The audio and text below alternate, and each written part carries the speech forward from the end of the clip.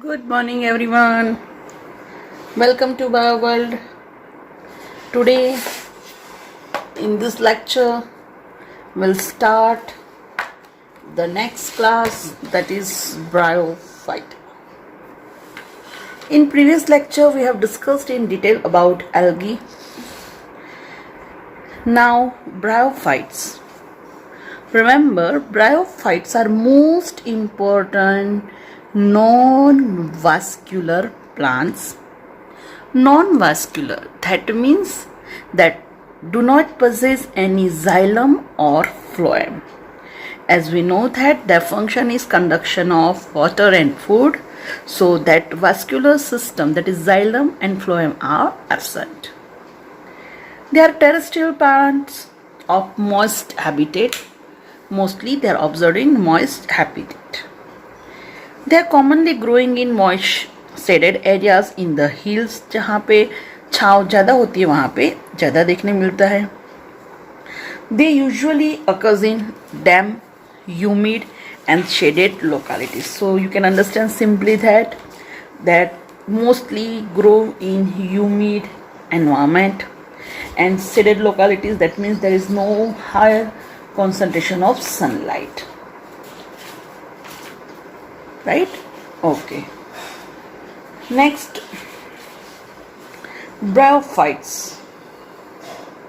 They called most important amphibians of the plant kingdom. Amphibians of plant kingdom because these plants can live in soil, but they depend on water for sexual reproduction. That means they live in soil. Soil में रहते हैं. That means they live on terrestrial. But for sexual reproduction, right, they depends on water. That means that sperms, they swim up to female gamete with the help of water. So that's why they are living in water also as well as terrestrial also. So they survive on terrestrial that is land area as well as aquatic water, and that's why they are known as the amphibians. Now, most important, there is presence of gametophytic and sporophytic phase, and both occurs alternate.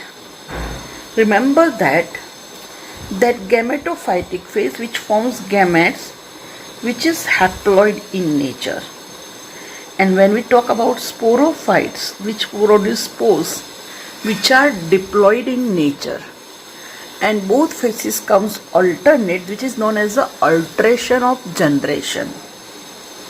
Actually, most important when we talk about a bryophyte, remember they are primitive plants. So in bryophyte, so that haploid gametic phytic phase, which is independent, that means it is free living. So as the bryophytes are primitive plants, only here that gametophytic phase which is haploid and which is independent, and the sporophytic phase which is diploid, which depends on gametophyte. So this is most important. Gametophytic phase is haploid and it is independent, while sporophytic is diploid and it depends on gametophytic. So as I have told you that gametophytic, it is haploid but it is multicellular, while sporophytic, it is diploid and it is also multicellular. So that gametophytic phase which lies for a long time, so it is predominant stage, and this is short phase. So majority plant lives in its gametophytic phase. Okay, now this is extra information. The tallest bryophyte is this moss, that is Dawsonia, and the shortest Bryophyte is Zooxis, right? So tallest Dawsonia and shortest that is Zooxis. Okay. Okay. Next, remember that Bryophyta, they are divided into three classes: Hepatocopsida, then Anthoceroptopsida, and Bryopsida. This is most important. Bryophyta having three classes: Hepatocopsida, Anthoceropsida, and Bryopsida. Hepatocopsida, hip means hepatic matlab livers, which looks like liver. That means it is having liver like lobes, so they are known as a Hepatocopsida. Its example are liverworts, Rickettsia and Markensia. They do not possess any root, stem or leaf, and that's why their body is known as a thalloid. They are dorsoventral, they are flat, just like this page. They looks like page एकदम flat होता है, right? Like this, flat, dorsoventrally flat. Okay. Next, they attach to the substrate. Substrate मतलब कि जैसे soil है तो substrate के साथ वो attach होते हैं by a root like structure that is known as a rhizoid like structure.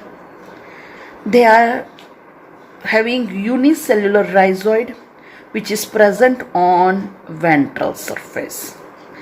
As we know that they are not having any root, so that absorption of water occurs by rhizoid. Now that rhizoid are present in ventral surface. जैसे ये है तो नीचे ventral हो जाएगी ये dorsal surface, right? Okay. So on dorsal surface they are having gamma cup, which helps in asexual reproduction. We'll discuss about that gamma in next lecture. Then most important, in female Archaeogonium, it possesses one egg cell, one ventral canal cells, and 4 to 6 neck cell. Again we will see in their reproductive process, उसमें हम पूरा देखेंगे. चलो, next, Anthoceropsida. Its example are hornworts, this is most important, and Anthocerosis. Anthoceros, hornworts are example of Anthoceroptopsida. They possess unicellular rhizoid. देखो, again here it also possesses unicellular rhizoid, and here also unicellular rhizoid. And last, that is Bryopsida.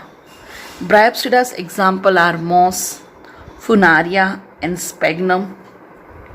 Most important, remember when we talk about moss, in moss the gametophytic phase is leafy. As I have told you कि in bryophytes that gametophytic phase is leafy and which is autotrophic, right?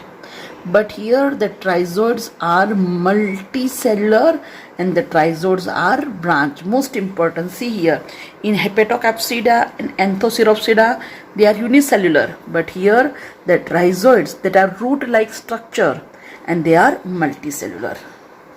In Bryopsida, that Archaeogonium is having one egg cell, one ventral canal cell, 6 to 10 neck canal cells and 6 layered neck cells.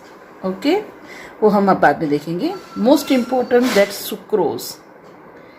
Sucrose in mucilage is chemoattractant for biflagellated anthrozoids. मतलब कि simply आप ऐसा समझ सकते हो कि जो एंथ्रोजोइड मतलब कि जो स्पर्म्स है, तो आर्कीगोनियम में से क्या सिक्रेट होता है? सुक्रोज. एंड ये सुक्रोज क्या करता है? स्पर्म सेल्स को अट्रैक्ट करता है. So that's why sucrose it is chemoattractant, जो स्पर्म सेल्स को अट्रैक्ट करता है. Okay, in detail we will see in next lecture. This is just highlight. Now that importance of bryophytes.